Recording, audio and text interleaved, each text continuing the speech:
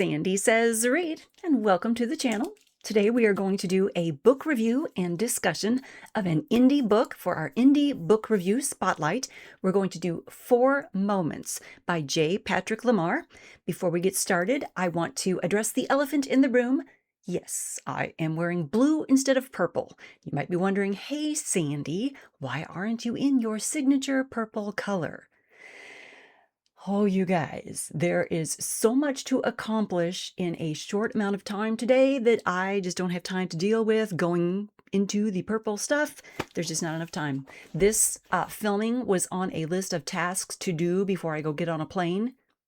So here we go. We're just going to get this done. I want to welcome all of you out there to check out my merch shop before I yeet my merch shop from existence. In the merch store, which I will put a link for in the drop-down box below, you can find fabulous, wonderful things like dragonish good things for book readers. If you are a reader and you enjoy dragons, there are things in the merch shop with dragon sayings on them. There are also things with like vampire satire sayings on them, and other things that are motivational and fun and reading centric. How's that for a sales pitch? I don't know how much longer I'm going to keep that merch shop just because it's not making me any money. It's just a point of angst in my life. So I don't know what I'm going to do with it. I do know that at some point I'm going to yeet it from my existence. So you guys, there it is. Shall we dive into the review and discussion part of this video now? Okay, we're going to be discussing 4 Moments, a Dylan Drake story by J. Patrick LeMarr. I apologize right now if I screw up this main character's name while we're doing this review. You might wonder, gee, Sandy, why would you script the main character's name? It's a thing. It's my brain. That's why we're going to screw this character's name up. Dylan Drake is the main character that Jeff writes about in many of his short stories and in a trilogy that he has coming up, a fantasy trilogy that he has coming up. Dylan is a cool dude, okay? I like this character. You think I would be able to get his name right when I talk about him. I screw up. Sometimes I call him Dylan Dark. It happens in my brain. It happens in my mind when I'm just thinking about the character. As I'm reading on the page, sometimes I will say Dylan Dark in my brain. You guys, there's a method behind that madness. Let me explain. One of Dylan's mentors is named Dark. And in fact, there is like a triune component to this character, to the character of Dylan. And one of those pillars of his character is this mentor, Dark. Okay, so my brain just gets confused, and it's me. It's a me thing. Okay, let's just go with that. So if I screw up, if I say the wrong name, please forgive me. We'll just keep going. Pretend that I didn't do it. Okay. Okay. So Dylan Drake is our main character in the 4 Moments story that we're going to be talking about today. Let's go over the specs as we do in these reviews. 4 Moments, a Dylan Drake story by J. Patrick LeMarr. The copyright is 2025. And let's talk about the availability info. Oh yeah, you guys. Okay, Jeff sent this book to me. In the package, you'll find a paperback copy of 4 Moments, a Dylan Drake story, which is only available as an ebook unless someone visits me at a craft show or book signing event. Okay, so if you run into Jeff out at a book signing or at Imaginarium, which is coming up in July, if you run into him there, then you have the possibility of picking up a physical copy of 4 Moments. Otherwise, it is available as an ebook. Okay, that was our availability info. Now, this one is 62 pages plus some back matter. And let me read the back cover for you. And bless his heart, Jeff made this back cover copy big enough that I don't think I'm going to have a problem with it. Brenda Pierce loses sight of her son for one terrifying moment in 1966. Angela Bowers finds herself at a crossroads in a crowded coffee shop in 1984. A wedding nearly falls apart. A cure remains just out of reach. Across 4 generations, a mysterious young man named Dylan Drake keeps appearing, unchanged by time, but deeply connected to those he helps.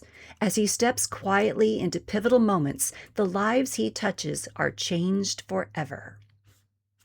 Okay.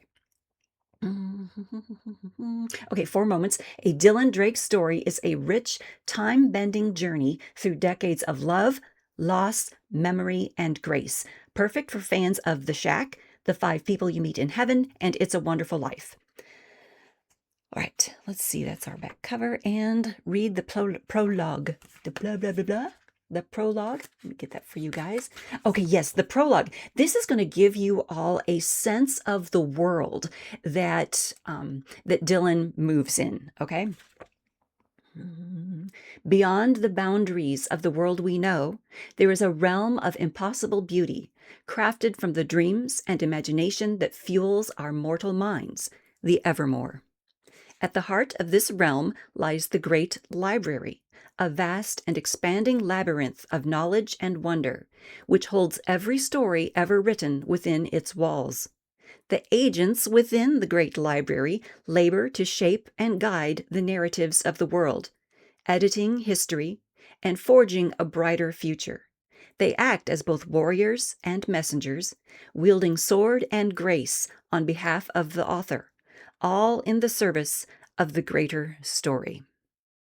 And now Dylan is one of those warriors and messengers. And in the 4 moments story that we're going to be talking about today, he is merely a messenger. He's not really a warrior in this story. I want to mention that Jeff Patrick LeMarr, Jeff has just recently released a book called The Broom. And in The Broom, Dylan does get to take on the persona of messenger and warrior. And I really enjoyed that story. We're not going to talk about it today so much. I don't have it to hold up here and show you. We're not going to talk about it so much today as we are 4 moments. But that story is where Dylan does get to shine as both messenger and warrior. And you might be thinking messenger and the way that plays into the idea of an angel. And Dylan does, in many of these stories, have to correct people and say, no, I'm not really an angel. I'm not that kind of a being. He is a different type of being, and he considers himself an editor of the stories that he steps into, which I think is cool. Okay. Let me give you the Sandy synopsis.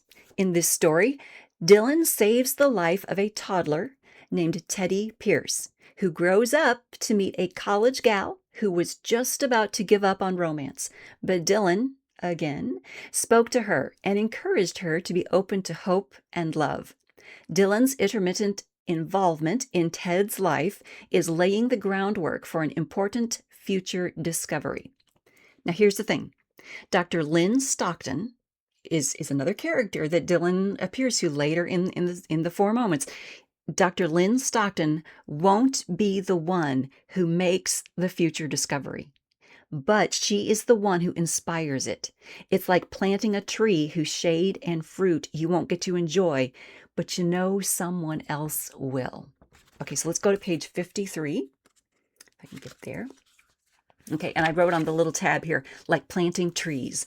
Okay, so this is a moment where Dylan is sitting down and he's talking to Lynn, and she is a doctor, and she's about to give a very important presentation, and she really wants it to go well. She wants to get this grant money. She wants to do this research. And he tells her, hey, look, you're not going to get the grant money. You're not going to get to be the one who does this great discovery. But you, tomorrow, when you give your presentation, your passion, your idea, your information is going to spark the person in the crowd who does make the discovery. You need to do this presentation. You're going to do great. And you are the person who plants the seed. You are the person who makes it possible for the future to happen. I mean, he tells her this. It's amazing. It's wonderful. All right, so he says, his expression softened, his eyes closing a moment before re-engaging with hers. You wanted to hear something else? I wanted to hear, I find it, the solution, that eventually I solved this problem for other families who have a loved one slipping away. I wanted to hear that it's over. One day it will be, but not in your lifetime. He watched the single tear leave a mascara trail down her cheek. Without you and your tireless work, Lynn, the treatment and eventual cure would be delayed more than a century. You will build the foundation for the answers you seek. Isn't that wonderful? Isn't that great? He's telling her, he's giving her that hope.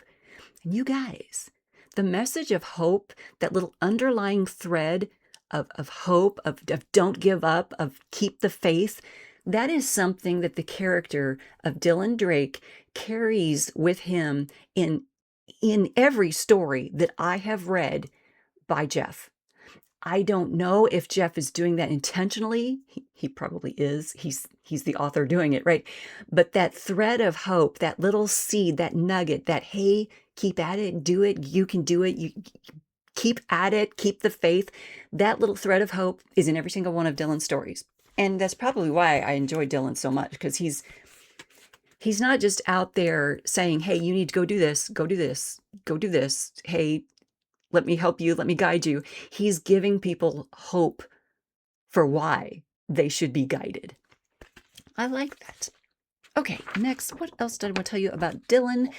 My notes say, Dylan Drake as recurring character through time and lives. Let's look at page 15 for his humor.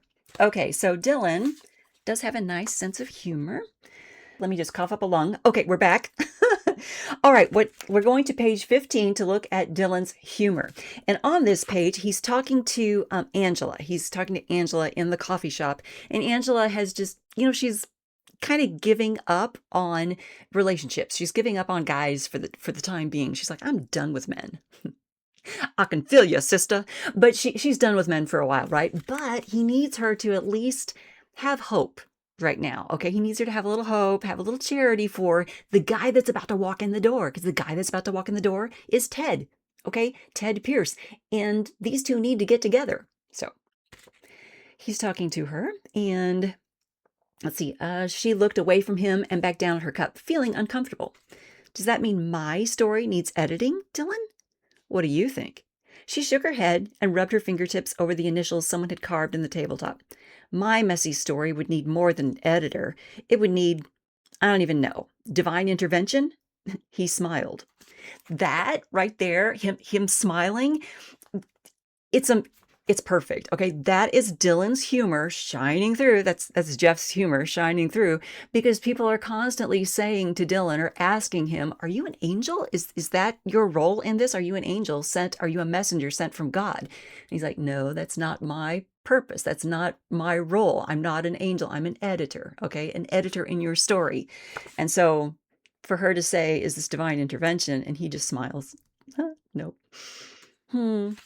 Okay, that's his humor. That's probably enough of us discussing this. I don't want to give away everything that's happening in the 4 moments, the 4 pieces of time that he steps into in this, because I would like for you guys to check it out. I mean, even if you're not going to be running into Jeff at a book signing or at Imaginarium, you can pick it up as an ebook and you can read it and you can enjoy it yourself. And I do recommend that. I also recommend picking up The Broom, and that is spelled B-R-U-M-E, because it is a ghostly, foggy figure. Okay, The Broom, I recommend that one as well. I will put links to these things in the drop-down box below, if I remember to do that by the time I get this uploaded. You guys, I got to go get on a plane. So thumbs up for indie book spotlights and fabulous indie authors that give us hopeful, wonderful characters. You guys, thank you so much for tuning in.